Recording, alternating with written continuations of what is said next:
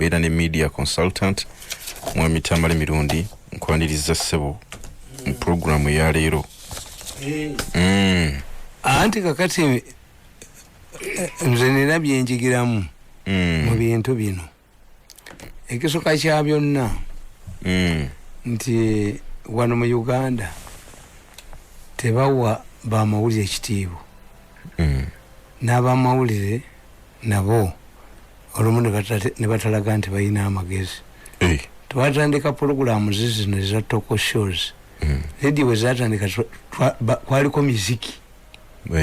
Omwana bali bamuyita Namukasa Anet yatusooka talk show ku stand bagigobako.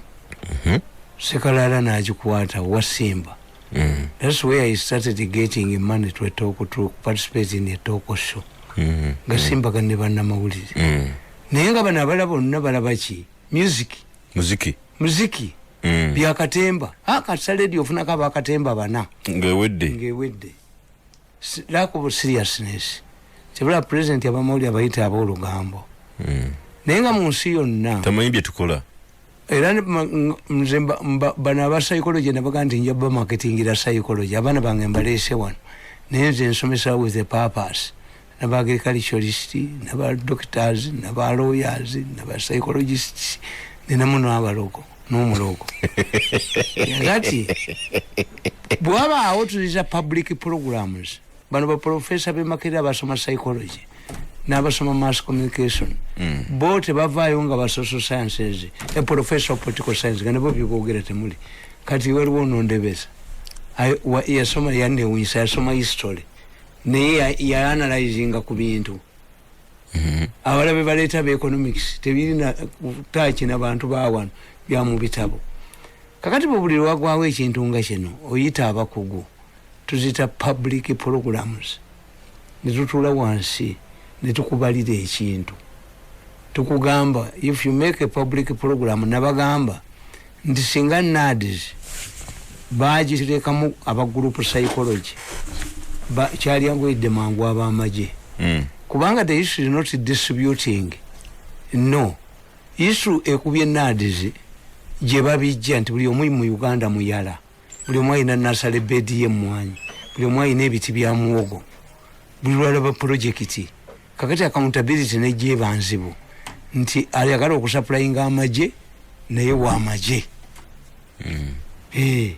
Kakati ate group psychology era president yagamba nti bwe ngenze eruweero ndabye ng'emmwanyi zo ziisi. Mu Buganda to tell people to grow coffee. Ekyo tekinyega nako. Ekyo bwe kimanyi. Kyamubbo. Wali ewuunyiza nnyo okusanga nga Abaganda tebalimye emmwanyi. Ekyo kyo bakimanyi. Ekyo kyewuunyisa. Success. No. Obanga oyina deficiency mu NADS yo emmwanyi mu Buganda bazimanyi kubanga abazungu baleeta pamba wano.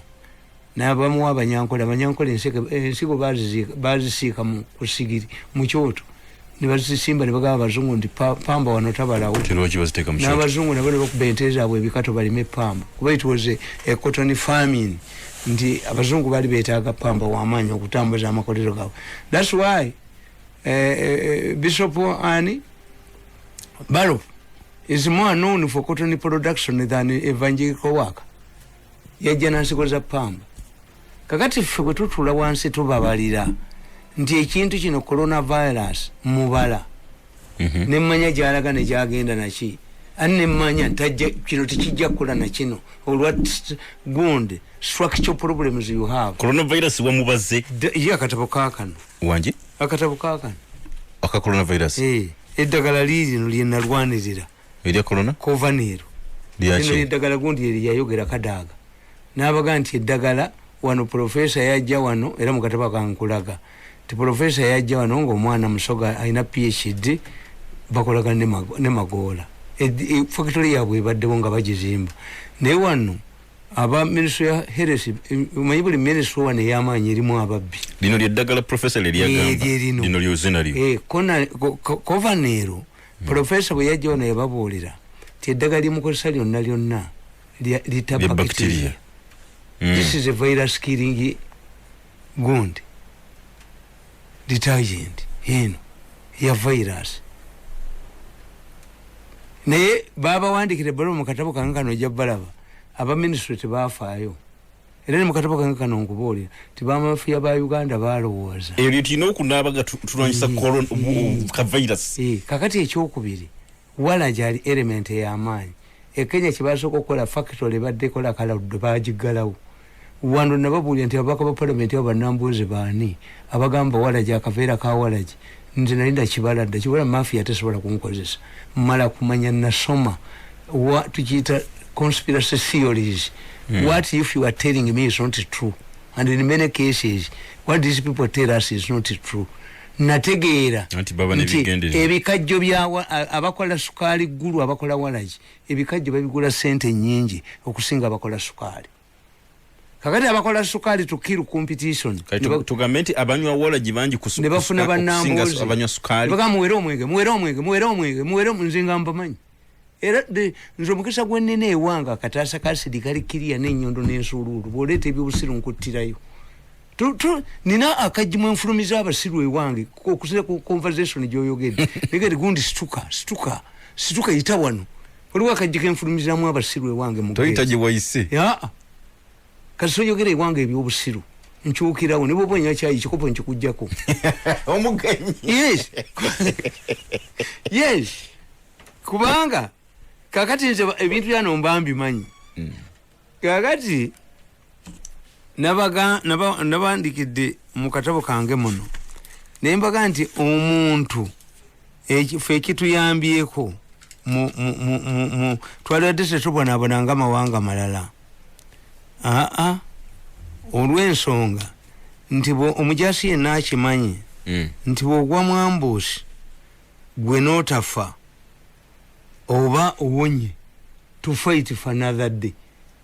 China wano batugamba nti enzige zaave Saudi neziyingira Yemeni nezive Yemeni neziyingira Eritrea neziyingira Ethiopia neziyingira Gondo neziyingira Eritrea. Kakati abawano batwalayo ekibinja Kenya kistadinge ne bababbira mu bintu bibiri. Ekisooka enzige size zaali nyingi, ekyokubiri ne baddira preparing for enzige and arrival of enzige ne babyawula. Preparing for enzige ne balya billioni nga 15, enzige ne zijja ne balyayo endala. Kuba bano buli kimu kyonna bakirabamu ssente. This is the problem of Uganda and African countries. Nti buli kintu kyammwe kyonna ekibakalubiriza mubaamu agenda okukifunamu. Credibility yammwe bayafaako dda. Ndikati abantu bwebagasaako bazibabbiramu dda. Bw'obagamba nti waliwo kabanka akazze baakababbiramu dda. Bw'obagamba nti mulimu obusaanyi baabulimako dda ne bubula akatale.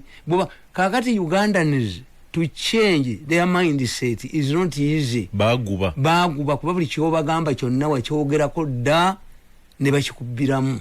Era nze newunya omusajja Museveni nti yasigaddewo nga yayimiridde bw'ati. Ate okuyimirira kuki? Anti kati bwe tulina yogera abantu ne bawulira Museveni. Nobody else. Wano mu Uganda uwa? Institutions zaggwawo. Takyalina yogera? Ati wali. Kubanga mu crises mwe tulabira abantu nti ensereko avayo n'ayogera. Ensonga eziruma abantu. Ono Bobi Wine yayiyiza luyimba. Ono we twali abidde ababaka bafa ba parliament abagala okwesimbawo mulimu ono mukaso wa South yatambula n'ebidomola bya bipipa bya liquid abantu banaabe. Every problem produces a leader. Every war produces a general. Buli lutalo luleeta ne bajeno baalwo. Sakulokofu yakuba Saddam ate teyadda. Baleeta jeno mulala. Every war. Mirundi kyongamba tikati akawuka kano coronavirus. Yes. Business. Waliwo bali mukulya. Anti nkubulya ne nkugamba nti if the virus was manufactured to destroy the Chinese, the Chinese booming economy, whoever did it used a wrong apparatus for scientific experiment. For a long time, the Chinese have been marauding modeling their peace without changing leadership has learned from their counterparts. Akawuka tekali tumazeewo ngenzige bagende Nairobi. What was needed was to study the Chinese. Enzige zawukana nakawuka. Anti enzige mwazabira mu Saudi Arabia. Nimuka tobanyega, don't make any preparations. Tobanyega enzige zigenda okujja nga enyenyi 3 teziri olwamira mayazira bayeka ngaba nabagezi abagamba kabaka nti olugwere tukwambaliza gwolula bangenyenyi 3 olwamira mayazira bayeka nga enyenyi 3 tulaba bamaji bafuyiza bomba baparachuti bagudde mu bitundu ebyo nga nemba gama nti waliwo nabagende Kenya ne bagula yekuti ya yenzige ne bagiteeka mu butasa bazira bakaye mukono hala DC yaziraba ne bazira bakaye Masaka hala DC yaziraba ne bazira bakaye mukono nemba gezo za butasa nemwe tumukitegeera tuli agende Kenya naagula kakati the Chinese bali organized in 1848 Bungereza yakuba China nejiwangula nejinywesa enjaga lwampaka. That's why when you take injaga to China you remind them of their past humiliation. Napoleon yakuga nti China is a sleeping giant, the day to wake up the world will tremble. Ngwejizenyira ko buzenyizi waliwo akazinga ngabakaita makawunga kwe kutukira enjaga kapotigo. The Chinese bazibe developing bokana begalira. China yegalia ku mukisenge nga tewali agenda bakole ebintu yabwe nga babikozesa bokabatoke ku standards. The Chinese ne badda mu capitalism. Chinese are very secretive. Tiri abategeera ba China. Gondi yagamba waliwo president wa America yaga nti I hear the Chinese have embarked on developing a nuclear bomb.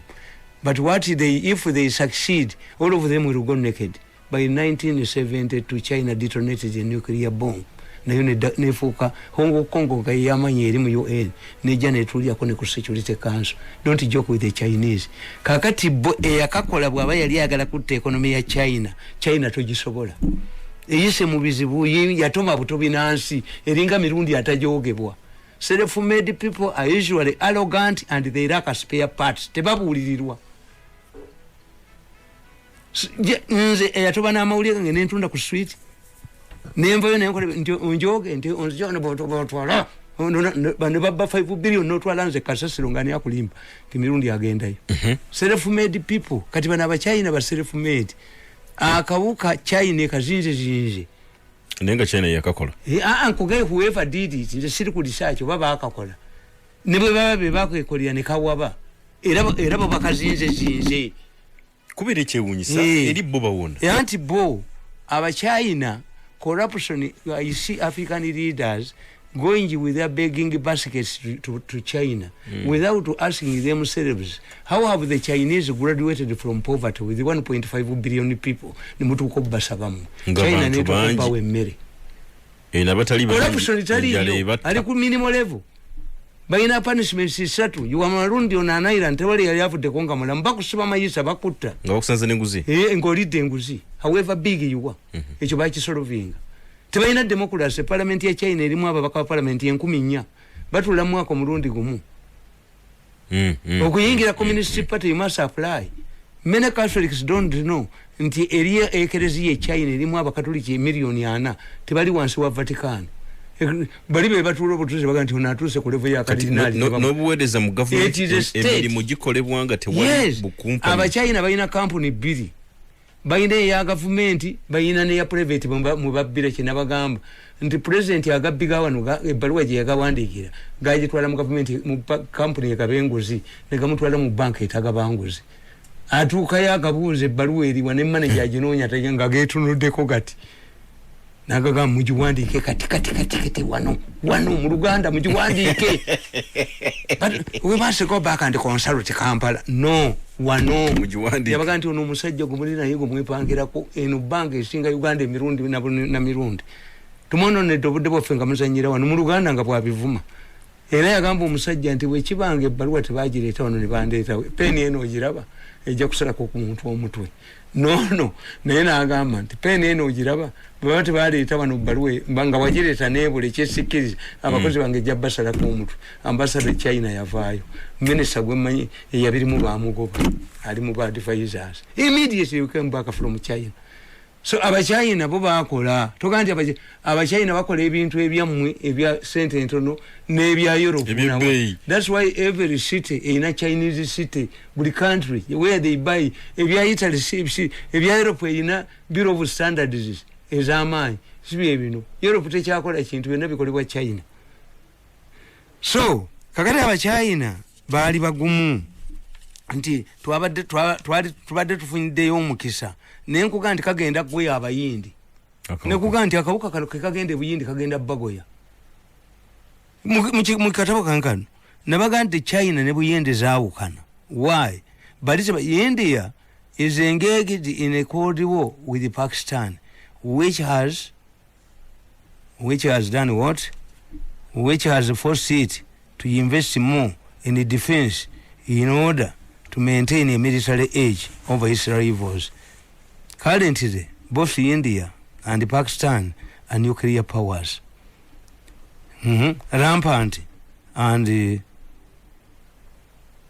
nayo mukati nono na yazze nazibobu gulwa kito kwatira wali kubanga kati mwenda space mujijeo.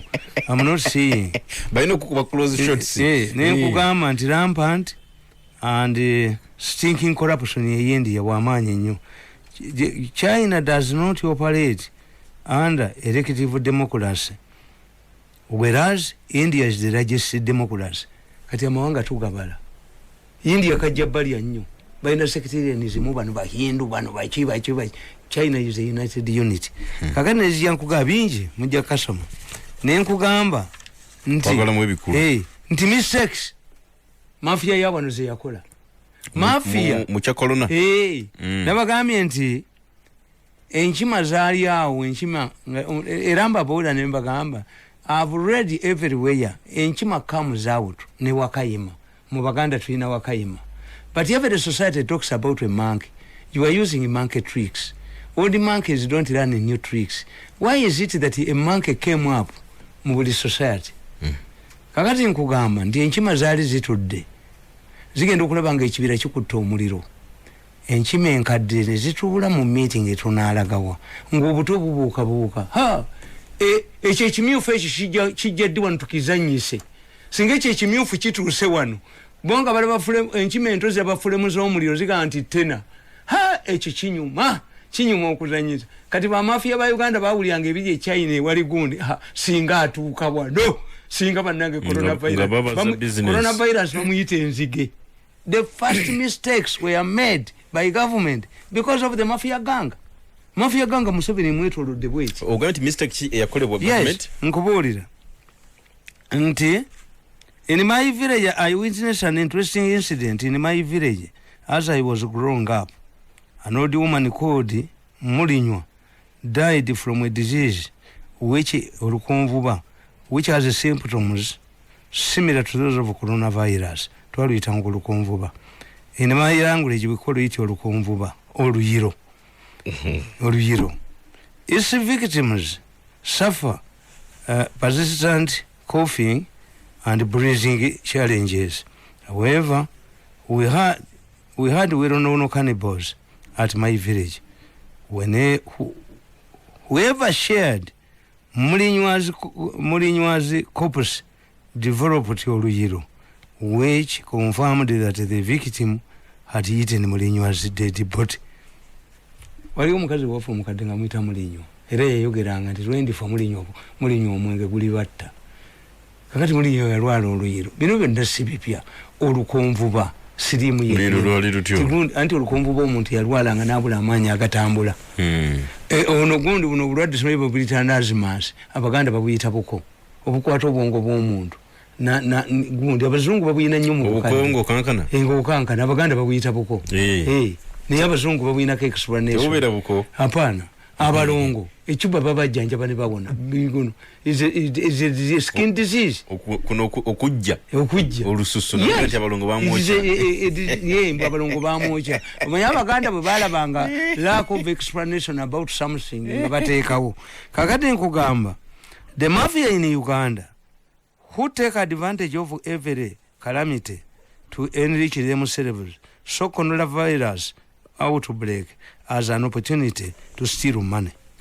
When President Museveni introduced tough measures, the mafias were not threatened.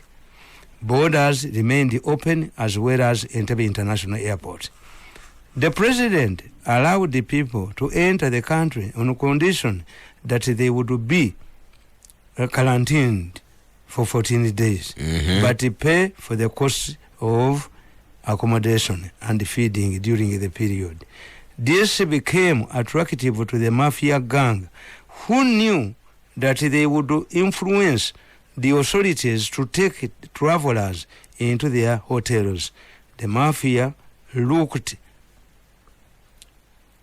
at isolation and quarantine as a source of income, and their simple calculation was $1,400 for every traveler in just 14 days. That was a mistake. Mafia balaba ebode sigalenga nzigule entebe chechisawe chentebe ani akiraninga. This is a problem. Nti buno obulwadde bulinga bwokwatibwa kansa w'okugulu. Mukazi wanagabwa okutema konze nga ngenda sifumbirwa mulema. Eno virus esoka kuba state na bagiryamu. That's why they are reluctant. Abalya mu mafi, abalya mu state besoko kuba. Ti ekisawe kigali, ekisawe kya Uganda ani akiraninga. Atunulidde sente. Omusajja yankubidde simu nanga nti basi zange ziveeko global siza ministry oyo gwoyogera. Basi za family yaffe. Ne muga nti bwe ziba za family nga z'abantu. Ate ndi mukatuli kinkaggwe. Ne muga sifuddeeyo. Ne bwe ziba za muntu munaye w'amaanyi. Kubanga era ne basi babadde bati ozijjawo influence yani ali mu transport. Kakati bano mutemunna kitegeera ngenda kibabuulira to what these people are doing kasola abantu babiri mu motoka babiri mu motoka ziwa space basi zijja ate basi zino zibaleeta. It's not a total lock up. Tondeka 2 people are allowed because of space. So if we allow 2 people in the case small car, we can adjust the buses. Abantu batambule. Buses zijja. Ndikati. Nkubuulira nze napala mafia ya wano njitunulira bwe. Njunjira bwe.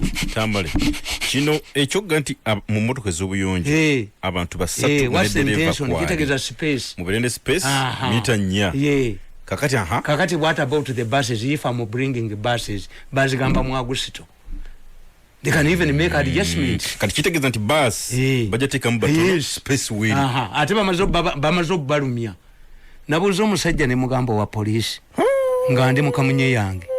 Nangamba you can be tempted to carry passengers. Muga you are an idiot, you are fool. You want fit to be a policeman.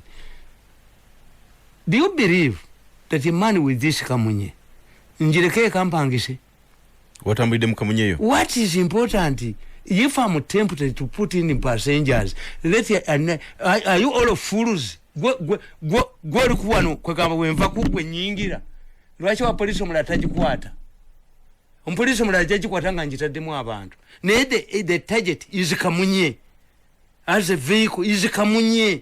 Kuba nazo siziraba bwe zitambula. Yaki kati twafiiriddwa. Amiria yakiriyalizeemu ekintu kitegeerekeka. Kamunye nga njirimu n'abantu babiri okwata yaki. Is a vehicle ne katumba mara naga nti muzireke zisombe ebintu. Is it the size kamunye yendwadde? Naye temuyina magezi basajja mmwe obubbi bwabajjula. Tamale wulira. Kamunye bwe tubamu abantu basatu be mwagamba basatu. Yes. The target is kamunye. The target is border ziremo bano babasi. Nti mafia ya Uganda taking advantage ku kibeerawo. Ekitegeza bwe kibanga abantu basatu balina okuba mu motoka. Kamunye zandi baddewo nga zitwala basatu abasobola ozisasula. Sibo kiri. Yes.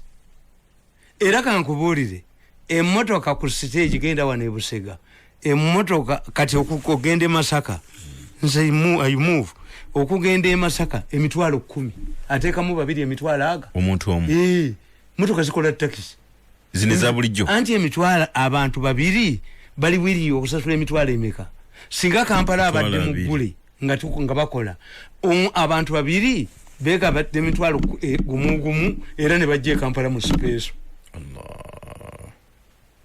bajja kati atwala abantu babiri emitwalo ameka abiri kati zabadde ate nga tazikola kati neri nasanga y'abantu babiri abali straka je emitwalo ameka ana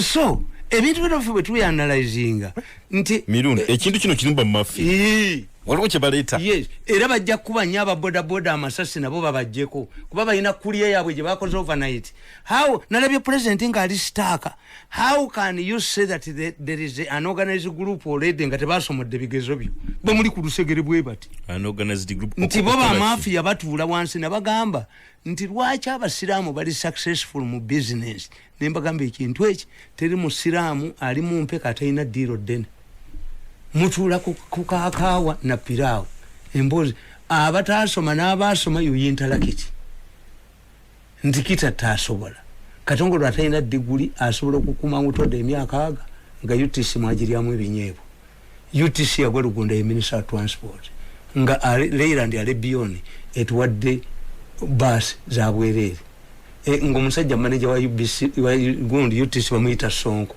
amindi yagikola 75 ng'alaba ku UTC awo ne peoples nga bw'owulira ku airport gondi gende abagende bus nga kuliko n'obupande awo airport yennyini oba train station naye kasa Leero ndi Alebioni ya donating empira peya Lwenda ne bazibbamu ne bagyokya basi za UTC za bulukira wano nga kati zifuuse basi za Baganda mu inverted commerce waliwo wano basi yali ya evudde China ng'esika ekintu kyayo eyo oba yalagawa oba yagibba yagitwala wa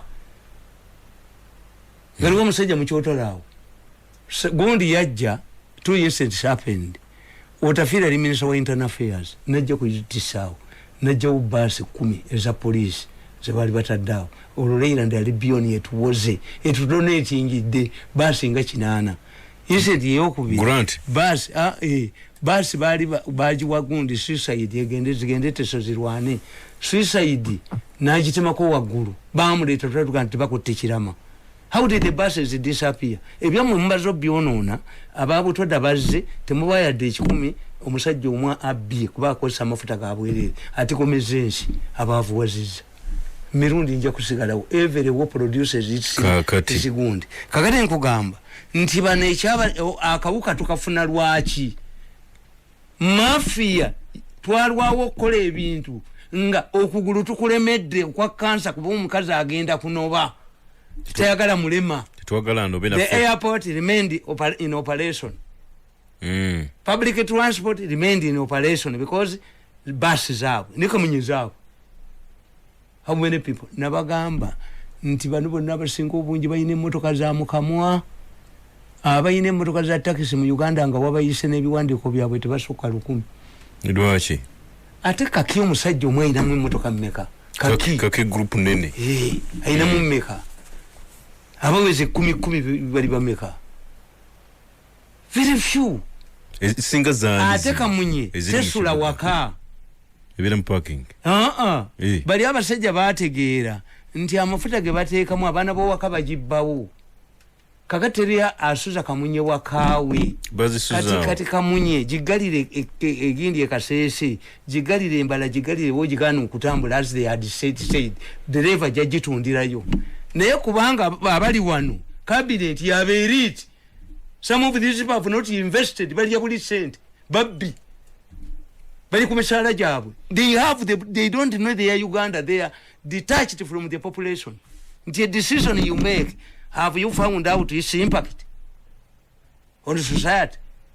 Nti motoka eyomusajja kamunye nga I was called to Nairobi nga nwana ne musisi wano bya taxi nga bakolete ere Kenya bakugamba kamunye teyingira Kenya babadde bazibba wano omusajja nga muyita disiko yabba zange ne muleeta wano n'enjuki mu nnyindo n'agisesema n'agula n'empya. Why? Kenya Kamunyi baziwera baziwa 5 year grace period ne bazijjawo tudikongesi Nairobi ono musinga babubbi bazikoba musajja mukulu aleete basi za twavuwaze ayavuwaza aba in doing all of these measures. Why? Mafia yashirabamu $1,000 katono nnyo nyine ekinnuma abantu ne bava gye bavudde ne bayita ku kisaawe ky'ennyonyi ekikulu ne baga nti tetumanyi gye bali anti ziwulira nenkuga nti that is one point. Secondly, they use their influence and their wide network to get relatives and friends out of their isolation centers, more like the cannibals of my village who fed on Mulinywa's body and developed the deadly Leero. The mafias underestimated the virus. They didn't know that by allowing their relatives to violate quarantine, they were taking the coronavirus into their homes. This was not the usual case from which they used to steal billions of money. This was not Nzige, the way they did it during the locust invasion. They were inviting death in their homes. Obalaba, an intelligent person tannategeera how deadly the virus is. Agenze mu isolation center ajeeyo abantu abatutte ewuwe. Naye ng'obwongo bwe tuyinza mugamba nti enteeradde kalusu kijje ku faamu eno ogitwale mu nte endala. Ekyo kyamanyi kibi kuba kalusu ali deadly. Virus eno tebagitegeera ababbi balowooza nzige. Another chance of nzige. Kubba. Mafia.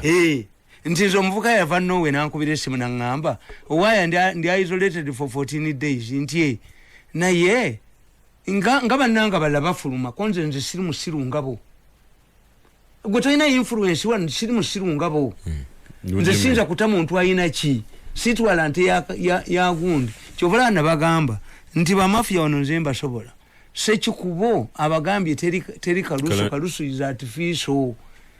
Allow sekikubo alete nteze za kalusu mu exposing omulundi nga nabo bazimanyi kalusu taliyo naye badikaleeringa kalusu ente ne bazigula kuse balunzi bannabwe bwe bamanyi bwe bagula eddagala bano si bantu eno mafia tetubeeranga nayo mu Uganda.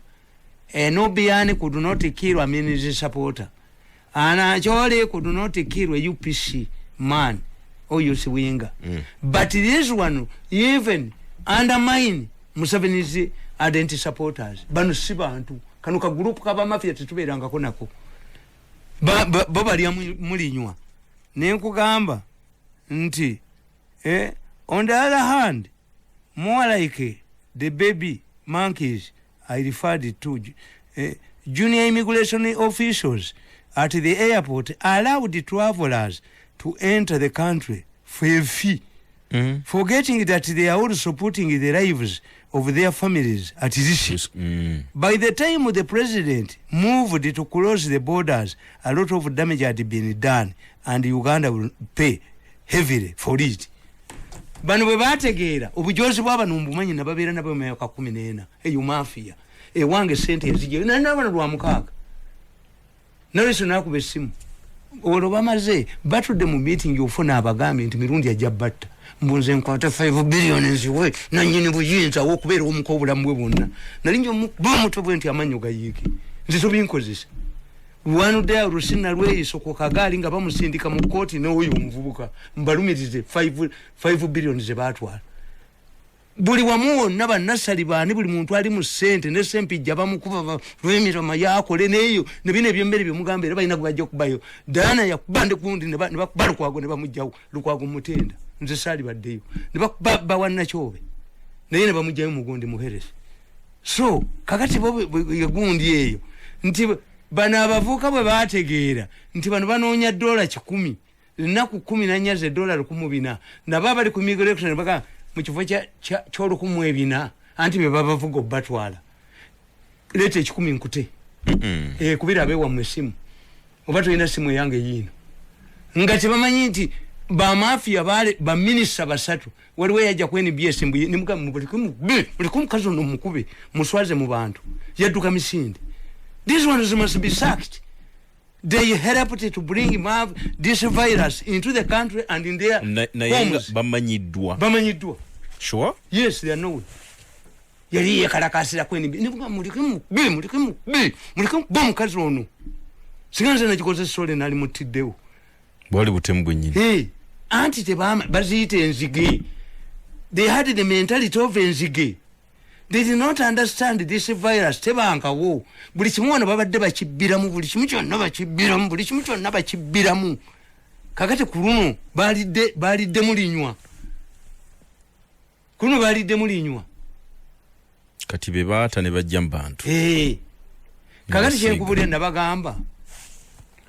Nti singa mukwano gwo awasa afunyisa mukazi w'olubuto n'azaala omwana nomanyi siwowo akuleta so many problems. Batandika ddi nabana abakulu obatwala mu DNA. Waliwo omusajja yagamba mukazi we oyo mwana omukulu si wange mujje wano yasanga atutte bonna. Namugati gwe batoloza nti omukulu yataliwo bonna sibabo. Ate omukulu namuzaala ogenze ku lutalo era waliwo tomalaako waliwo yajja n'akuwasizaamu nga bano abafiripina abazanya yimposita n'amukalira mu bonna bimugamba era bwe yadda yaga nti omukazi agenze n'abaana be nti leka kugamba ate ono ye we namuzaalira bano bo babo kakasooka damage ki gye tukufunye nga pulezidenti anaba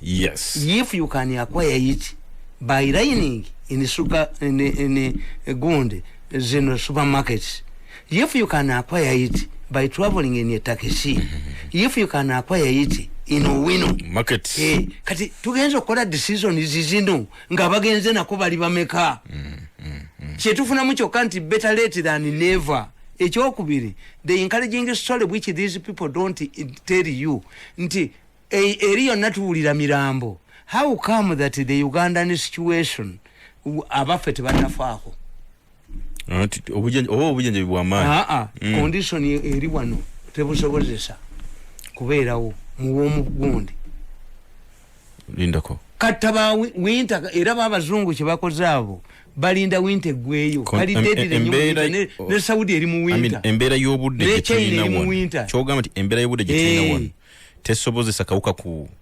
kufunyaza balwadde. Anti explain the fact that Italians Italy ne Cuba be basinza abasawo abangi. How come that in Italy they are dying in large numbers? Abajja wana bavudde ebweru. They might have been advised by their doctors. Tiwokafuna nodda mu Africa tofa. Kubanga you explain the fact nti be bakafunako abali wantu kunafa n'omu. Kenya omwe yafudde batugambye yabadde mu sukali.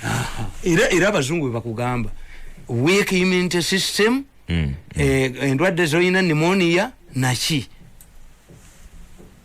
Bakugamba kuddaka, abazungu bagamba kuddaka kulya bulungi, improve your immune system.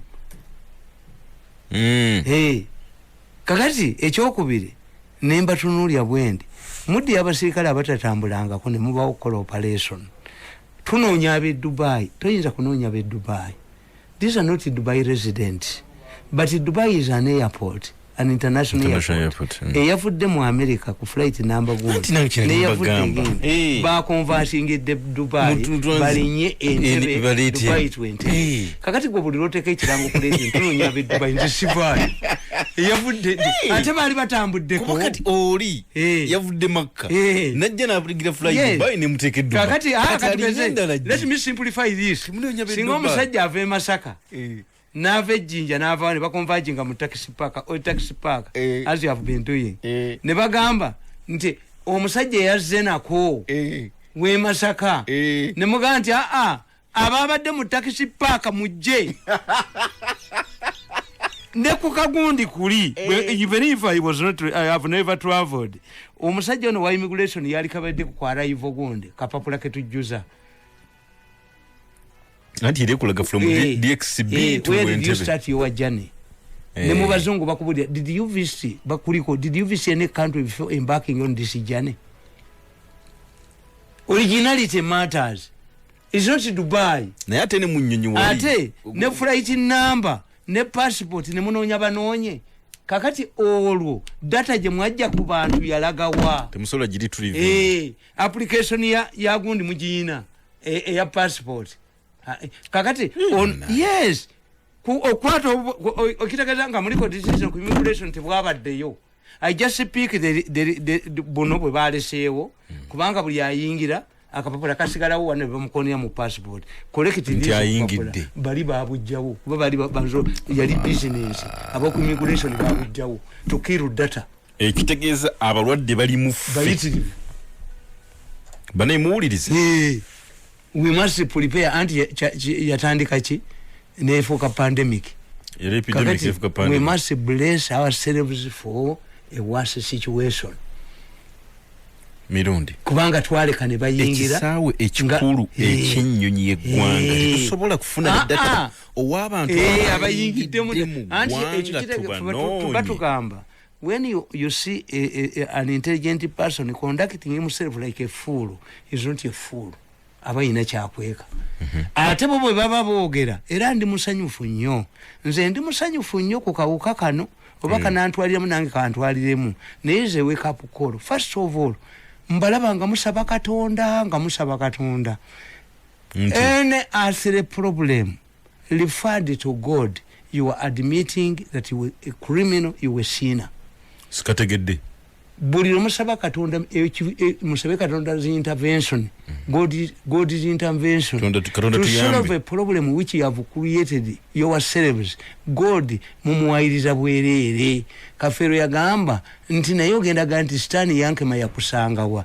Did God tell us to sell the silos nga as we stand today tetuyina mmere gye tugabira bantu ne government eyina kyaji kyayo?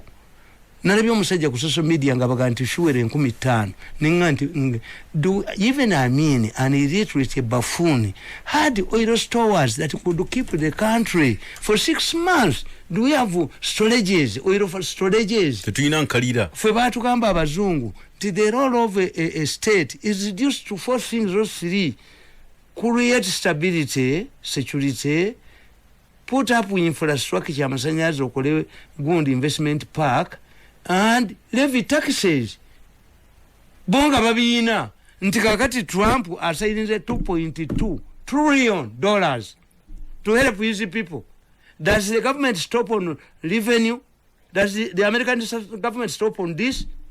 The government should be reduced. These people wanted to reduce to dismantle the African state that was very strong.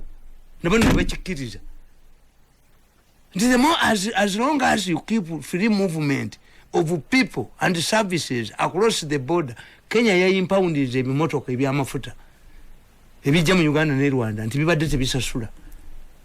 Kenya revenue authority yagala amafuta gasinga obungi mu katunda Kenya ne mubba omusolo. Kati baba dibadde katunda Kenya ne babba omusolo ate lwaki ne waffe tubadde tugafuna kuba abantu abamu bagamba nti waliwo moderator akujjako. Kakati ate mutegeera mutya obutegeera nti anzijeko kubasibulira naye ate obuuzo ty ekibuuzo ku bye nayogedde. Kakati Kenya naye egeetaaga efunye excuse if all of the fuel coming to Rwanda and Uganda was being pushed back to the Kenyan market, how have we been surviving? Nabagamba nti ffe abalina amasuuti amangi buli weyavuwala sente nezikubula oddayo n'ozitakula naye nga tino giteeka muodoopu amala gitakula. Omukazi abuliddwa ebyokulya addayo mu biwata anonyemu omunwe nti yagwerabira. Kakati Kenya amafuta egaagala. Kakati Mirundi tetugenda kulaba okwambuka kw'emiwendo anti kyenkubulya kiri bwe kiti nti nasanyuse nnyo abaasoose okukubwa bamawulire. Abamawulire bulijjo mbagamba nti obwavu bwammwe era ne bwe bali baleese etteeka ly'amawulire tuliko organize journalism as a profession. I used to tell these people your problem is not education. Olupapula lwa monitor lusinga abayigiriza abangi teruva mu kooti. You cannot teach good objectivity okutegeera story ezimu ziri massive ziri gundi za malisi. Vision okuba story ya malisi olowooza eba teyina ssente. Tuyina kye tuyita mainstream media ne gata mu Uganda toyagula gata na mainstream tibiriyo especially in print media kakati today programs ezisinga obungi ezange zafunye casualties otegeza ki ati gwine mmotoka kakati wamawuli abadde atambulira ku boda takyajja mwabe ekitalo abawagira butole programs ezimu za kyankalanye yes ate zange zokka vision ebadde ekwata van nega nti musula ku lwentebe kati gwe driver ventebe ngojoba picking kati mugenda mwaba kati enadda yena ya mafuta abakazi abatunda amawuli ga Uganda awukalisa yalengera wala online newspaper kakati amawulire gana agempapula gano gemutundira ku street Ugandans bagula mitwe era enkuba bwetonya you suffer losses tewali ba subscribers kati omukazi abadde atunda amawulire tayina motoka ya mulese are you going to sell them yourselves mugera kati mulete pick up ya new vision yetu ulao ne ya monitor abantu bagule backward and forward impact temunabirowozako no this is serious issue katukole tutia anti are they debated kati chemu debating kyakulya mafia yetadde sente mukulya nti Museveni obayagala obatayagala bajja muletera sente ezokulya company weri bagitandise dda no instead of buying rice for me give me my money on my phone bazikuwa kusi kumubayiro mali ate twagala muchere kumutulesede mujja kula omufu buli omumeka anti chenku ompakiro zo muchere nya zintere ku simu yange sente bali beja this is a collective facility shuka byonna webiri wana ndi nentunulira abasawo nabo babadde ku mirimu where you are being paid low tebayina motoka zibatwala tebayina motoka zibaleta ku mirimu ate vani mwanzi mu malwaliro teri bantu kakate vani yeddwaliro ekime abasawo babiri abasala mu different places evugeddeyo evugeddeyo do you understand your gundi what the issue is when zikiziganya ne President Museveni this is not comfortability we are not implementing the traffic law this is a sickness yetugambye abantu nti is transmitted nti owa border bwakuvuga naye asobola okukwatibwa oba ye asobola okusiiga kakati what do we do Mirundi amalwaliro temuli basawo tegali mu basawo twali ayina mmotoka emuleta nti eri ku mulimu gye babadde balya nabaga nti bannayuganda basinga obungi tulina omukisa tuli mu private sector kyobola nti gavumenti waba jibba oba bakola batya gwe kasobola tuteerawo nze tombuuza oba nina omwana mu UPE nkitegeera nti nasale ya $2.2 ey'essatu si basirwa abaziteekayo baagala abaana abaffe bakone abaabwe bayite kati siteekayo mu UPE UPE is intended for poor people, I'm not a poor man. nze kakati nyinza okusimba emmere we baabye olumba oba embagaleka woteri ekole enjala wennumira bannanga alusa zinzita alusa lwaki tewatambudde na fulasikayo atawanya abantu nze as long as there is an alternative siina gundi kakati mumbeere neriwo tewali alternative nti kakati mutugambye tukole bana abakuba abantu emiggo abaserikale abakuba abantu emiggo nabo tebali mu medical gear alumba abatamivu ne bamuwandulya amalusu ne bamuluma ne bamufuira nga abakuba embooko naddayo n'akawuka ke mu balakisi bagenda okufa olufa abalo ku defense kagenda mu balakisi kati kubanga kukabanga limukutteko suspects muli nabo nammwe temwambadde nabo basamusa ate ono gwe mwakubya embooka sannyo bwafuwa no katunulye no balaba kati eyo kabanga leka tutte mu balakisi bagenze nako baabo mwe muzanya we have not sat down to tell you to tell you to assess the backward and forward gundi why muri ku katonda bagenze mu balakisi any matter any human mistake when a person who has committed mistakes goes to God, he's not admitting his mistakes.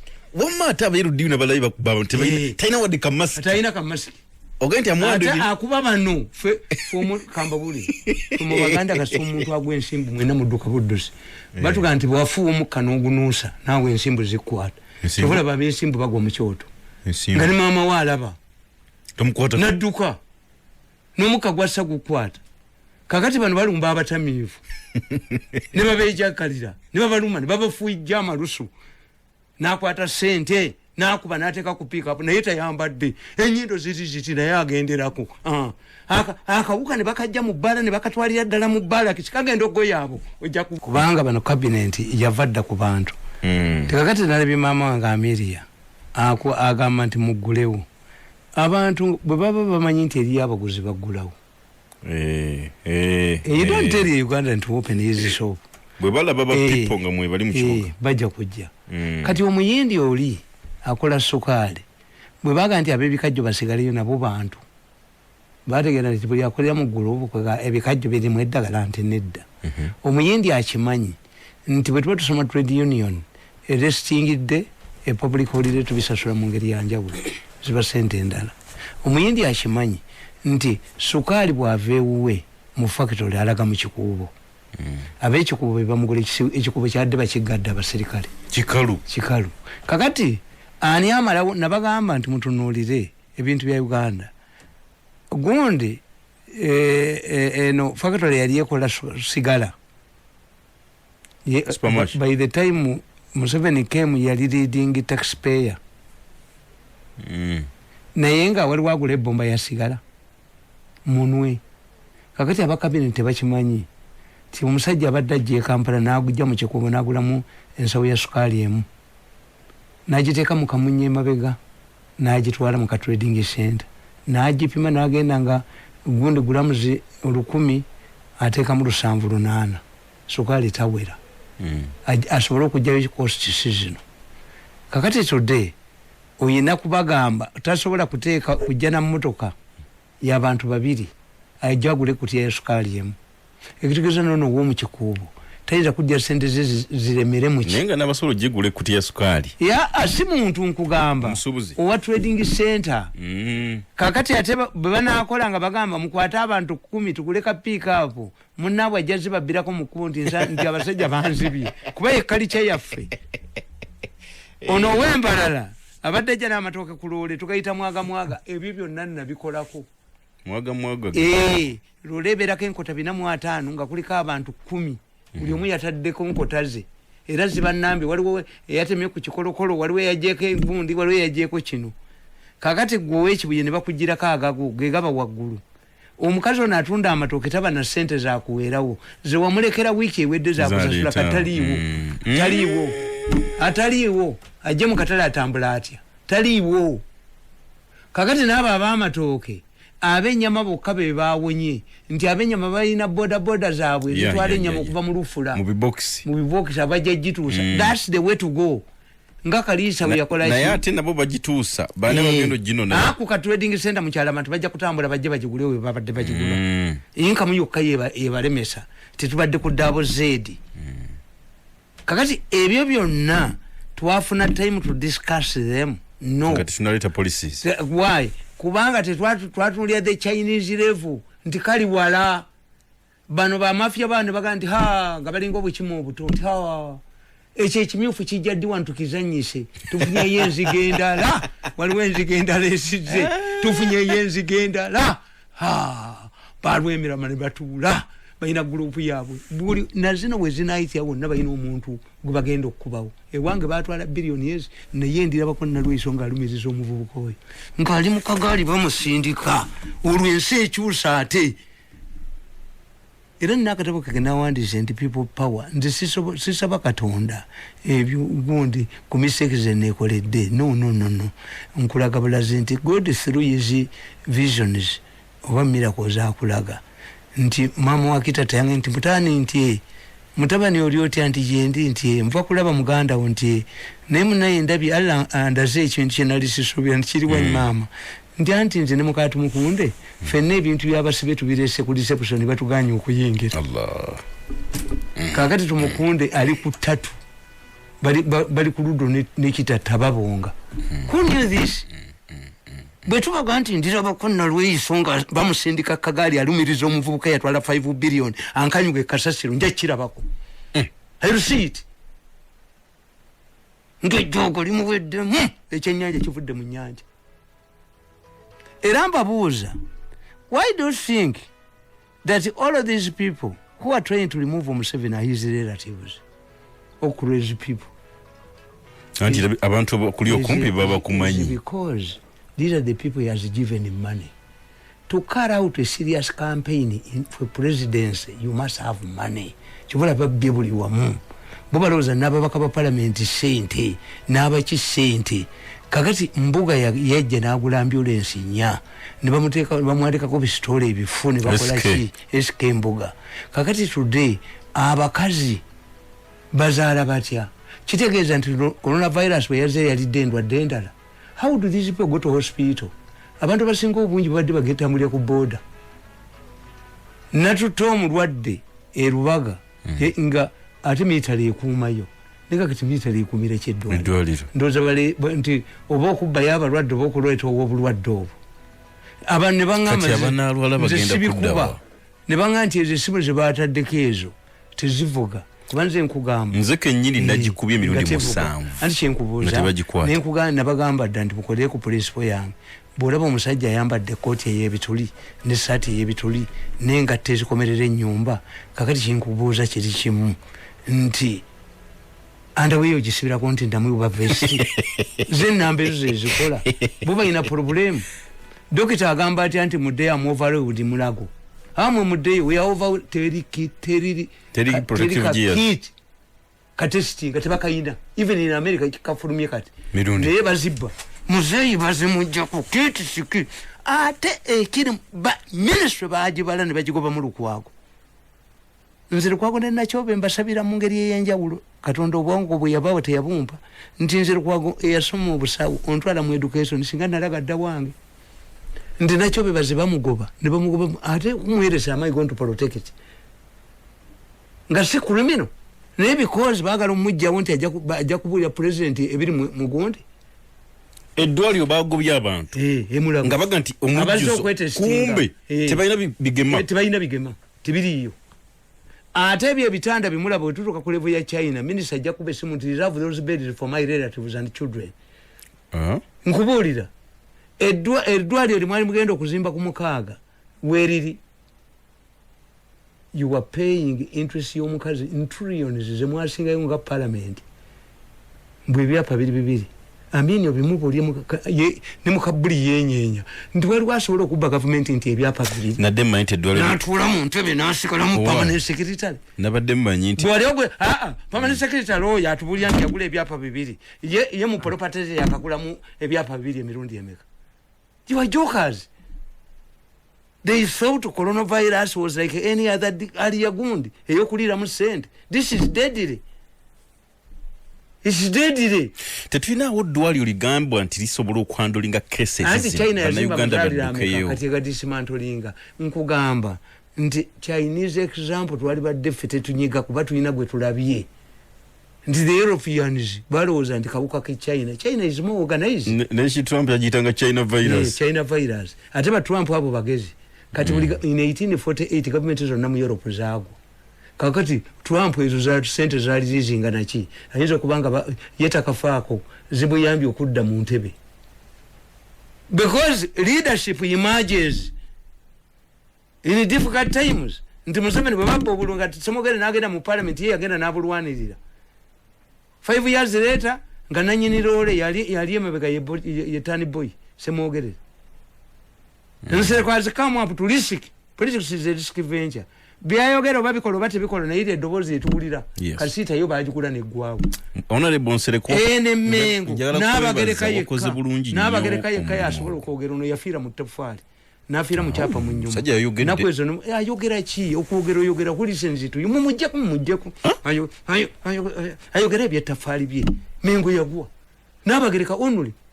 Museveni is the one who said. Nkubuulira. Nasoma ebyo nti we would use opinion leaders to convince people. Is Museveni who comes back.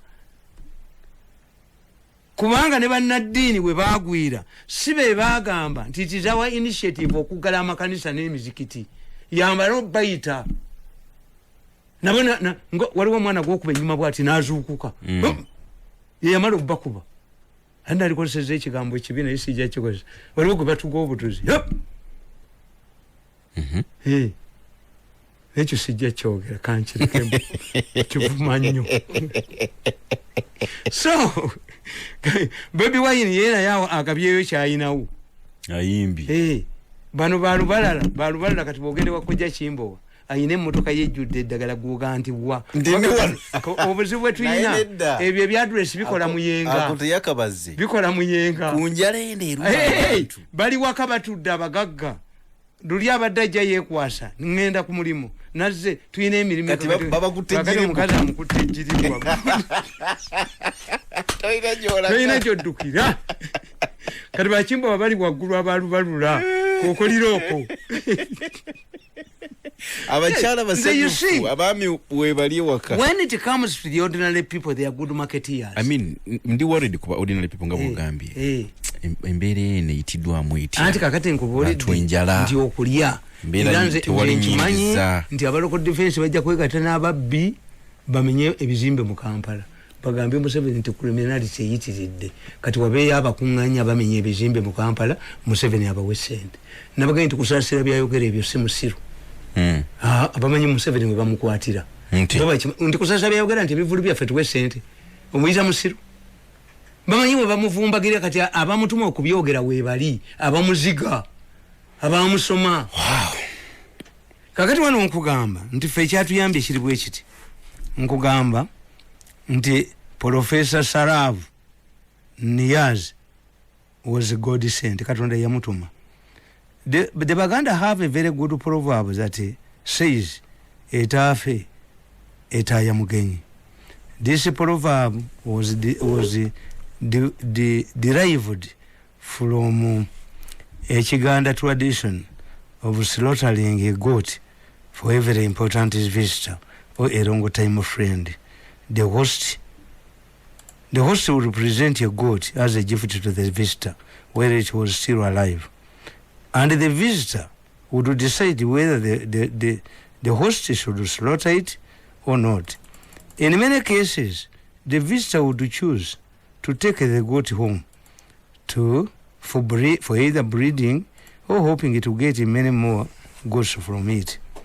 This is exactly what has happened to Ugandans at a time when sanitizers a huge necessity amidst the coronavirus outbreak. All of the sanitizers on the market were manufactured to kill bacteria, but not coronavirus because it's a virus. Fortunately, Mr. Magola and his friends had already set up a plan to construct a pharmaceutical industry at Matuga for American market. Boga Magola muyaye muki ebati gwokoze woki mirundi mulalu mirundi mutamivu. What have you done? The issue is not how. Magola is a traveler is chi omwana omusoga ina PhD yasomesebwa professor yagamba professor ndi yango visiting Uganda ngana tekana bawo omusajja professor naga sirabanga mudduka falowooza waabo nga ino mulimo gw'amaanyi and is a humble musoga kakati nti when Professor Niyaz accepted to come to Uganda, all of the stakeholders in the health sector were informed, but never picked interest in this idea. This is what they normally do. They block anybody with valuable information about health matters to meet the president. This is done by obvious reasons.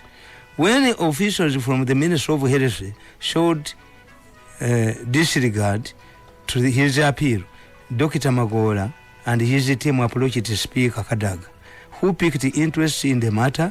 Kadaga sought a quick appointment with the president, and Professor Niyaz met the president. The infuriated mafias, who resorted to negative newspaper articles, maligned Speaker Kadaga and questioning Professor Niyaz's credibility. In the address to Parliament, the Speaker told MPs that a sanitizer that instantly kills coronavirus was to be manufactured in Uganda, and within 2 weeks it would be on the market. Kadaga was not talking about the cure for coronavirus, but a better sanitizer it is a common practice for the mafia to use their allies in the media to deliberately misreport or distort people's statements anyone makes, to look at them, to make them appear fools before the public. Dr. Spears Wandera Kazibwe is a living victim of such media schemes. As Kadaga pointed out, the sanitizer hit the market on Monday, 23rd March 2020. Kadaga handed a heavy blow in the face of the mafia, leaving them with a bloody nose. Dear in the Dagger. Niazi Yajawano. Nze bwolaba nziza okulwani mafia njikubye tuwaberanga wajemera mafia mbwave wanalage wano ndi kazungu amanyi fani je to be moved from here akazungu ke kati yali alowooza yo mulenzi nti njoge bwojoga ndi bwe myaka 10 sijja gendayo tasobola kuntwalayo ojja kufubwavu ndi mugagga nnyo bagabaki abo bagabaki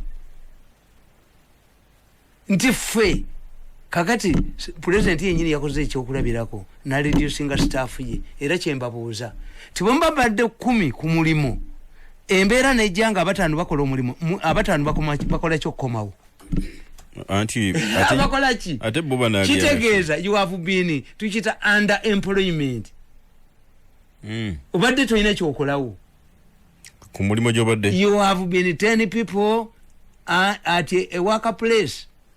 The situation has reduced you to 5. Then if the activities of that company, organization continue to be done well, why do I recruit? Why do you come back? Ere kisobola kutambula bulungi. Anti kitya. Hey. Ate kitambula ngabo kyabadde. Anti kyenkubulira nti omusajja ajja kwebuuza nti bano mbadde mbonabona nabo lwaki. N'ekyo nakyo post gundi ejja kubeerawo. Nti omukazi ono gobadde ogulaga amatogo banna baga nti besi yavuwaza abantu. Omukazi afumba emmere tajja na sente. Omukazi afumba emmere yeewola ennyama neyeewola amanda neyeewola ennyaanya neyeewola ki. Yabanga ali awo ku ssaawa 7 nga besi yazze ne huliganizize mbuwoko tuwaaka. N'ayavuwaza abantu bonna abantu bayiwa emmere nabaga nti besi ye bw'atalifa wairindi alifa simama nkwambiye alifa yeetakula na mayinja. Tuyinza kubavuwaza Baganda n'obavuwaza abatunzi b'emmere. Kakati eno situation wetajibaliramu nnyo nti I don't expect the president ogamba government nti ekole kino naye waliwo ebiri necessary organized groups like water oyo musajja namuyida agamba tinga abantu bali mu stocking akawunga nera n'amazzi musasule government yali nti amazzi tugeetaaga nnyo kati ne babuuza nti mu myezi ebiri gino amazzi nga sasudde government but bill weri it cannot be inflated now ekyo government esobola okukikola amasanyalaze amasanyalaze problemu yaago nti mulimu company nya agakola mulala owa transmitter mulala nono wa umeme n'agabiringa mulala mulimu nya Allah era mbu World Bank bwekyagala if there was only one company n'omusajja eyekoledde amasanyalaze ge mu bikajjo naga agaleeta mu umeme eyali badde ayakisa ekibuga kye private wakati mu kiseera kino government isobola kuwa bantu nabuuziza owa National Security Fund ne muga nti waye mpuli abantu abogera naga no fe aba National Security Fund sente bazitwa to investing which is correct nti mwene temujja mulundi kumude nti muli tiring on the same day kizibu kakati basigazaawo zaaki bwe bazitusalako bo bazisiga bazimve kati ne zivaamu amagoba kakati kino mutekenga bwetteeka in future naye wano temuyiga kumutekenga we future nti certain money must be reserved for this you convince me kubansereko yabaddaga nti n'oyo naye adire 10% kuba kano kati abaga kakati omusajja yagamba nti mu provision yaffe tekiriimu for you get your money tutunulya balitayalinga ku olwo lunaku but statistician baba babuulira how many people retire ne baba banga wedit oyo muveeko water is a necessity Land road yatia land road no mu kibuga gitukolera ne land road obuzibu bwayina kati waliwo yagadde toilet nagala ne kyoyo bamusibe waliwo yagadde toilet we bali land road nga bagala abantu basasula kino kyali kirungamizibwa anti kakati government yejjako ebintu byonna nti amakuba amatufu bangaye mbabi gazeti nze naye amakuba amatufu gali bagedega president kugenda mu parliament najjayo emergency powers kubanga nabantu bimukwata bimusiba constitution ya Uganda yakugamba nti tewali asibirwa ku musango gutali clearly spelled out kati anyu omwengo omuvunana ki but this is a presidential directive anti chenkubulira president directive ekola kikujo kati bange nti babi gazeti kubanga president Museveni problem jayina nti yagenda ne yetekaka abantu nga yetafaayo ti government ajifuga yekka kakati government bobo jifuga wekka ngojifuga na ba mafia abalowoleza muri kintu ekifuna mu sente when you get a problem like this one ngabo buli kibaleta kyonna kyakubiramu without considering the problem nti parliament kadaga yagirekawo why if this situation requires martial law ogenda mu parliament ne bakuyisizamu neka ne Museveni mugezi one nga nchasobola kwogera abantu ne bawulira lwaki ngenda ku extreme ekyokubiri president onaita abaka ba parliament ko kasinga nankabirwa ayimirira muzeeya ababaka banyivu twakuyisiramu 75 gwe notukula ku ebiri kati beetaaga million 220 how can you pay your wife to give you akabozi to give you sex that MPs NRM MPs president bakolera campaign need money to pass ebintu bi kitegeza bakukusabi kukuse obado ina chocha tulungamya mu kucyabalandi road ogaye kiri kiti anti gambye nti ekyo kinene naye conduct ya balandi roads kubanga okitegeera nti bano ba cabinet tebabimanyi cabinet amanyi nti iriyo n'omupangisa abo abaya bivamu tabimanyi they are detached from the population tagala kumanya kakati boche eki okujja ka bali n'abantu ngekibula bera n'abantu every day kati mu parliament wenzo kusanga nga issues abano bote bamenya kumanya nti iriyo napangisa ennyumba n'emulema Allah tachimanyi tachimanyi kakati alina okubeera ne baliyo lists nti president yagenze nakola ekintu nakugamba ti ba district officers bakole ki babawe mmotoka kati abo ekyo kyavudde mu heresi ababbi ba heresi ba providing n'amafuta onabbe eddagala this thing would go to the RDC wadde mulimu abavundu kati leka kati ngono omukazi wa Kiso Nalongo mulimu oyo Senyonjo mulimu ono omuvuka w'ejjinja gunde mulimu type sakwa mulimu type ngo waffe ekyotera matovu mulimu abo ne bakiyune Senyonjo sibasajja babi anti kigamba nti abo bakada omanyi obwera disibuli bwebuti gwaganya okutunda ettaka bakujjeno ne bakuwabira ku headquarters ne bagobayo sakwa yababuuza nti president yatuweereza sente ezokutegeka omukolo ate abayindi mubajjemu zaaki ne bagoba namujjawo Senyonjo naye n'abalwanyisa mu ttaka okimanyi nti omusajja ono yajjawunya Senyo wa Kiso ate yali mu ofisi ya tumwebaze nga Museveni amaze mugoba Museveni yalambula wa Kiso n'asanga family 10 tumwebaze n'asigala naye kubanga simanyi muchwezi simanyi muki kakati nze abo n'abachwezi kamba funziza nze kinina kyamaanyi nnyo kifufugaza obuchwezi mwayo science w'ekirogoyo oli mulogo nze kasitonna mu science oyo nseka n'okuseka netakula namu abazze mu muzannyo gwotegeera obozanya nakwagala kasitoleeta oyo science owokuloga weddogo anti mumuyina Ddogo naye waliwo eddogoti gomeere bayita eddogoti enjawulo y'eddogo n'eddogoti nalirabira ku mutwalibu teyajja wano ngabbye emmotoka yange mwina Ddogo oba ddogoti kati gwina ddogoti ebyo noddamu ebyo bano abaana bajoga abantu banakuja nakuteeka lwakitali akasasiro kali kanakalema nekajoga abantu nekagala abaana bagundi bakitaka nekagala kampuni ye katunda eddagala kali akasasiro kalisa akasasiro abala ne bakuba eddogoti yabo kayina obutu obujagala ddegenda okabuuza ebikatuuseeko oba okabuuza oba kayina emirembe nze sisongebwamu lugala kati siri seefu nange nyinza okubanga bankubirafu eddogoti kasotudde tulina okulabira badda mu byakulonda tulonda dde bweyagala okwana omukazi alina omwana gwosooka okugulira switi oba paani kakati abesimbyewo nkugaye nti oyo mukasa ayina ebinankane binene bitanka bye abiteeka mu bitundu zino ambulance ez'abannamboze zaani zo lwaki tezikola abaka parliament balina ambulance zaabwe zikola mu kalulu agenda nembagamba namboze aga nti mulago teri ddagala ate ambulance zitwala abantu mulago baffe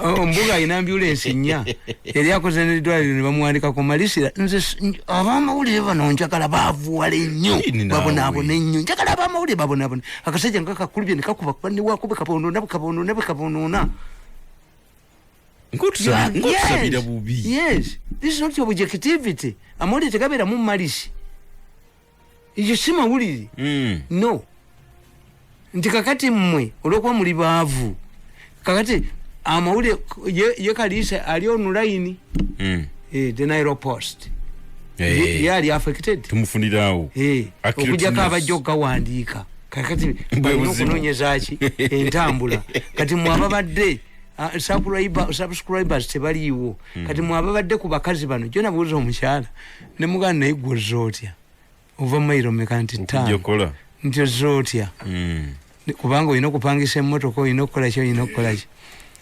n'atambulira bulungi bwe yazze naye nemugamba nti nze ntambula mu Kampala munene kibuga nkimanyi okimanyi nti abakazi abo abamawulire abo abamu kati bonosangawo nga abatunda batunda enkoko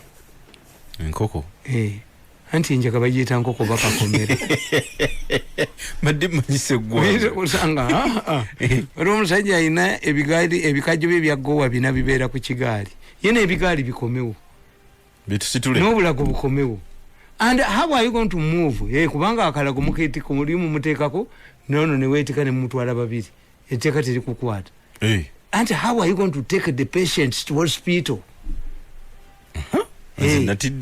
how are you going to take the patients to hospital ate bino watali ambulance tewali ambulance ya mobile simu teziriiko bangambye egindi ne Wakiso omusajja yanywedde enguuli nga bamugaye nti enguuli yadde guno bwennyini kovanero naye tanywebwa bunywebwa kaliwe katuuka ate mu gunde kakwata katta omukago n'obulwadde obulala bw'obadde oyina. That's why immunity system pneumonia biki kati ate wala gitabikola wala gyakuyamba wano kukatta wano mu ngalo banayite munywa walagi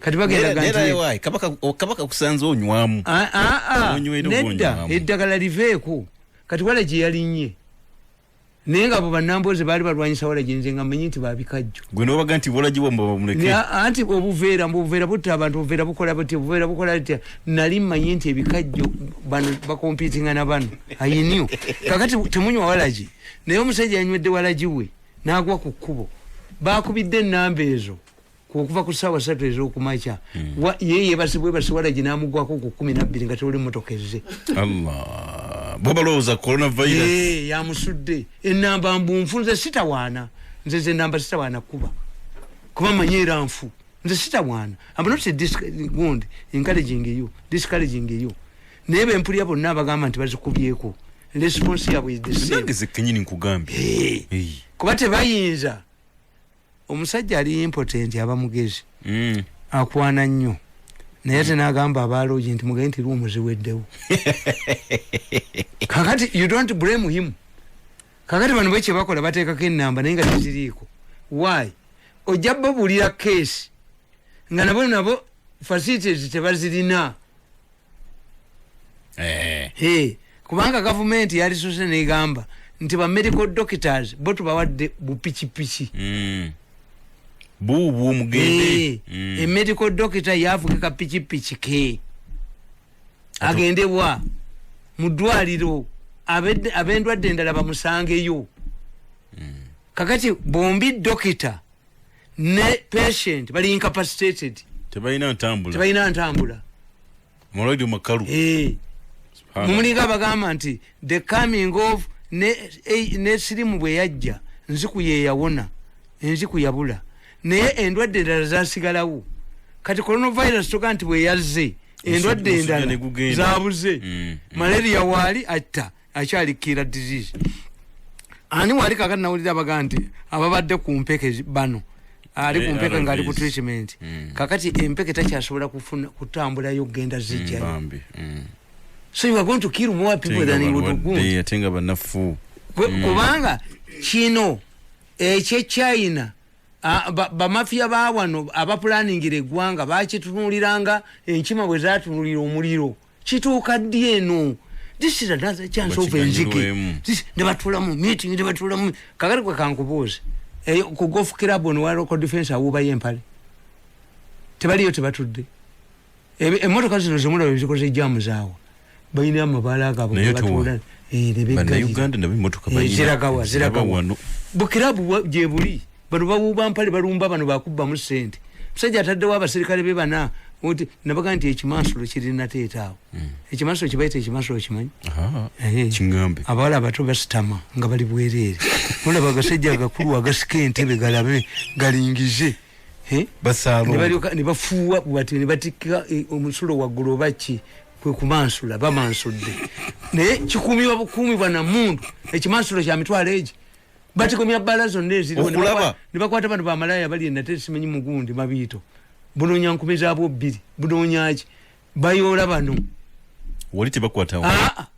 ekimansulo kya mitwalo egi kiriko emundu ziwera 10 batigomya abantu bonna kakati bano abajjayo abantu baabwe mu bujozi bwabwe ne babatwala eka ne baleeta gundi virus ewaka kati wakyaliwo gurupu ez'emmotoka gye ziraga ennungi ennyo ziragawa kirabu gye ziri emuyenga kirabu gye ziruddawa bo balowooza nti babonyabonya bano nedda akawuka katuyambye kakwata banene era ffe bwe tuba tukola public programs where we need prominent people boogera abantu bawulire. In Uganda the only prominent person is Museveni.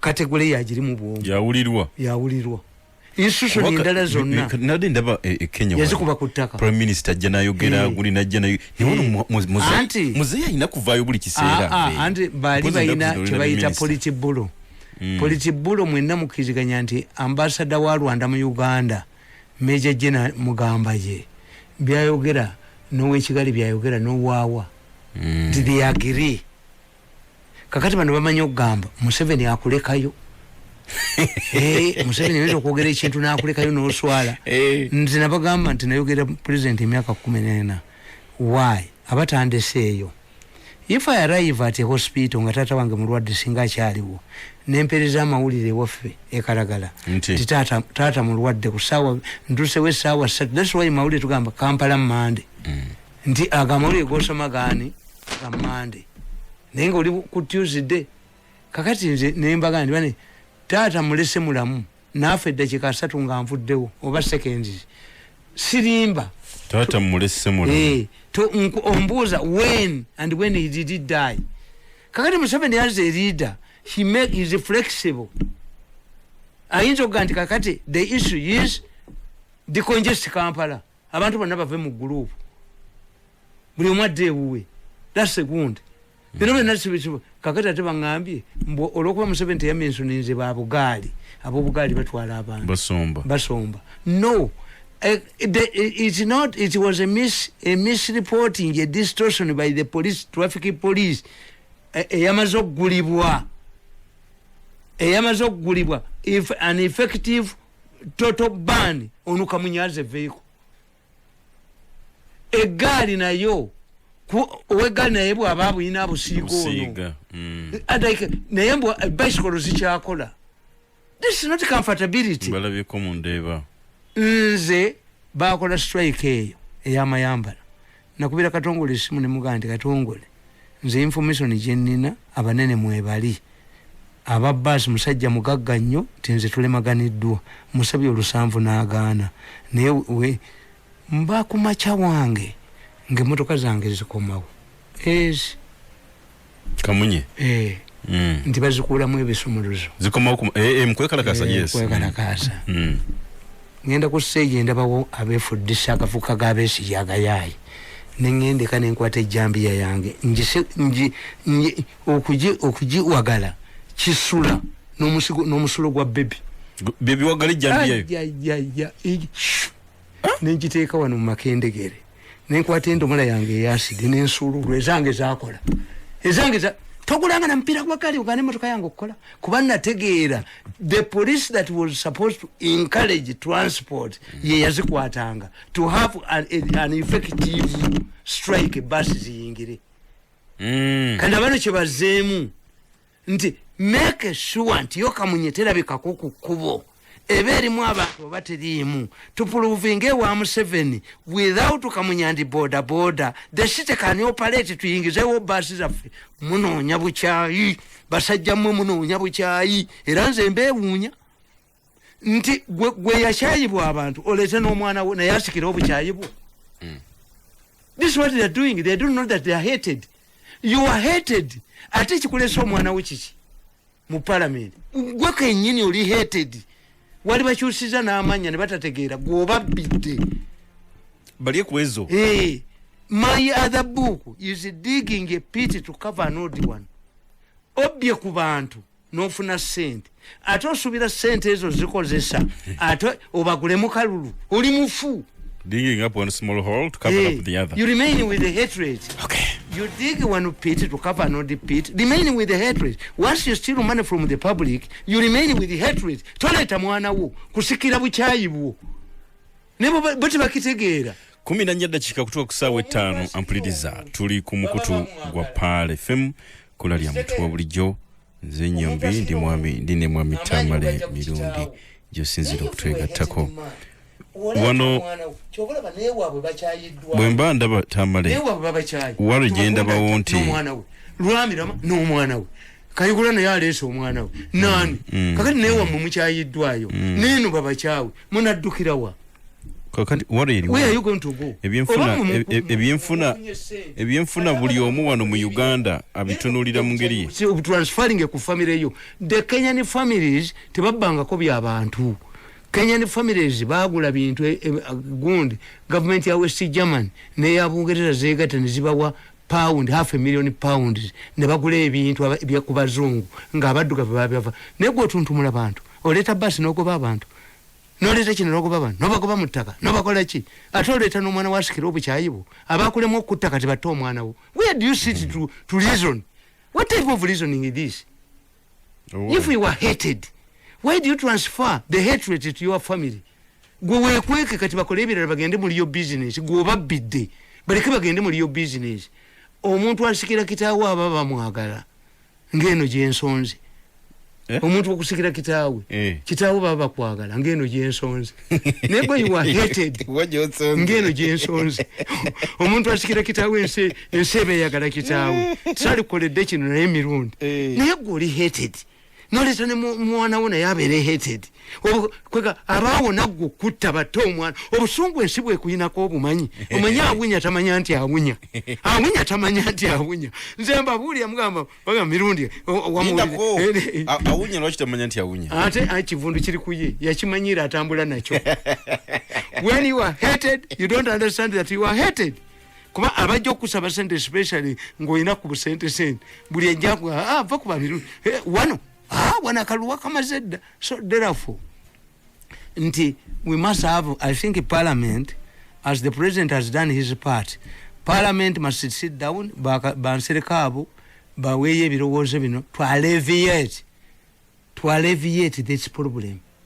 Nti omuntu ayinza okugamba now that we have known nti abantu ababiri bwe babeera mu mmotoka olwa space kamunyeeberemu 6 ebirimu 6 wakiri wentambuli y'olukumi nsasule 2 ngende nkole kubanga abantu bwe bataba mu kibuga ebintu bigulibwa nti look okimanyi abantu bano tebalina hygiene kakati awo wonna ku Kulookottawa batundirawo ebintu bwenkeera kumakya ku Lwokutaano waliwo awo ng'olaga mu wino ovudde wano ku Kulookottawa era batundirawo ebintu are they hygienic?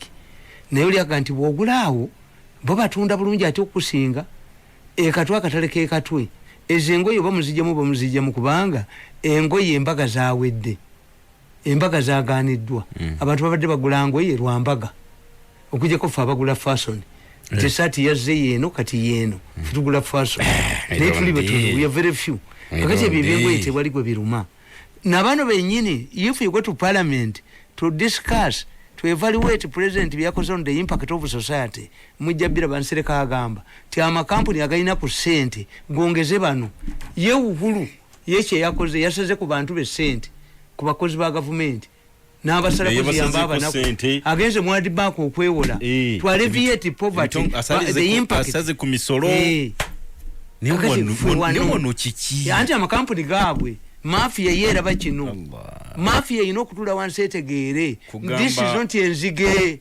coronavirus is not enzige omwavu wa this is enzige issue wake up the enzige issue the enzige feeling mutandika okutulya ku kintu kino si kyakulya guno mulambo gwa mulinywa mugenda kulwala oluyiro yes in fact oyinza okusanga nga abali abemulago be bajjibwayo ki bano ba minister kati batwala abantu babakebere bategedde nti bayingiza oluyiro munju abagendanga ne babajjayo kakati bagenda kutwala omuntu kati bagenda kutesige bakitegedde bagenda kubera ku kitanda walinga ne minister ali wano era omukazi yagambye omwana wange okuva yazze wano omwana ono omuto ti tanafuna yadde kaweke ka panado ate tuyina eddagala so bad anti tebiyina eddagala bali kimubulidde abasawo naye n'owamawulire naye najja namukulaga omukazi banne mulabe ate bajjanjaba symptoms omwana bebi abuyina tayina ekibamujjanjaba teriyo ddagala anti bamweri omusujja tuvula tunaaba nnyo kuna bwe lutuuka munda mukamwa n'olumira teruyira ddagala oba wedde prevention kyekisinga kati kuluno okay banange mwebale nnyo mubulire ddala njagala kubeebaza okutuwuliriza n'okutugoberera mukulu mukama wange mukulu Lutalo Ahmed director wa A1 Institute of Media mwami Lutalo omwavu no wakufa omwavu wakufa mwavu wakufa kubanga bintu bitabuse kale dakika zino ziri mu 8 yes okutuuka ku ssaawa 5 tugenda kuwumba programu yaffe eno ate tulabe programu zaffe eziddako let us confront our problems the problems as humans tubimalire wano anti kubuulira katonda yabagamba temubeere nti omusawo dokita aleme kuba na mmotoka eyiye private how much do you pay him kuba mumuli nyenyene mugenda ebweru kakati think about this naye leero oli munyiivu ku bantu abo katonda si yabagamba nti mutunde silos hapana mwesunda mulaba naye abantu beebuuza nti ni gavumenti yaffe eno yo lwaki tekola abazungu bagirisaminga babagamba nti a government in Africa does only 3 things. You see, the African state was very strong. Professor Political Science yali kibabulidde. These people are encouraging you to dismantle the African state, create several centers of authority, district, gombolola, municipality, and tuchita devolution of power. Si federal, devolution of power. Obuyinza obwetumye mu center bugabanyi to weaken government. Singate mwasanga babbi ku district bali badde ba president bayo. What the district leader cannot do is to print money and recruit the army. Bamusirika balina. Okay. But the intention was ngaba governor of America tituje chairman wa 5 tumulete Kampala nga president. How many LC5 chairpersons have contested the president is only Mau. Why? Kwa bagamba no, when you come to Kampala ngoli governor wa America Gondi ya vacances of Gondi Clinton nga kibamanyiddwa kulunda mbizi. Kakati the administration, the type of administration you have, when you go to Washington, the size changes from your Gondi district to Gondi to Uganda. Na ye administration yonna yemu is only size. Ngabo ufuna driving permit and you upgrade. No yongera ku class. Kakati let us confront this issue without referring it to God. These mistakes the Chinese bote basoma twaliroza nti ba China bokka. Naye aba China lokuba tebalinda God back within a very short time. Now the Chinese are helping the Americans. The Chinese are helping Europe. Ngewawe bakamaze. Kakati bakuga nebitanda.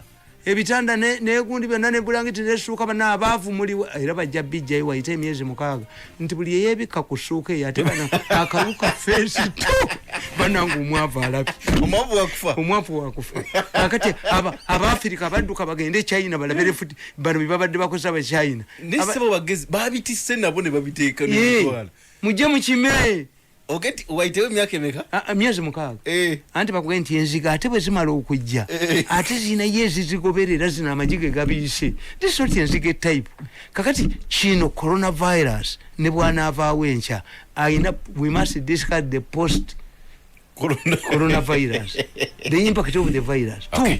Ekirala nti President Museveni agamba ennaku 32 nti sirowooza mu 32 olowooza mmeka do we have researchers nti abatwasuwalenzi nti munaku 32 tuna yabagamba mwaka mwali kabi naku 14 waiting for what nabaga nti bobanga bakwana house galo womugaga tomufinyisa lubuto kuba yabbaye emmere naye wajja abagenyi ko Lutolia abagenyi bajiridde kati we are waiting for researchers from Europe omusajja wa World Health Organization yagambye no shortcut we don't expect drugs very soon it can take 1.5 years to produce a drug omusajja wa World Health Organization yakugamba is a good man, he speaks good English and quotes alabika yasomako ku mass communication kuba communicating bulungi nabo n'oluzunguluzi alabika nga muyindi oba mu Pakistan naye oluwulira kakati bino byonna okwesiba enkoba kunoonya how we can alleviate the impact of this neuganti wakagali yatambule you are wasting time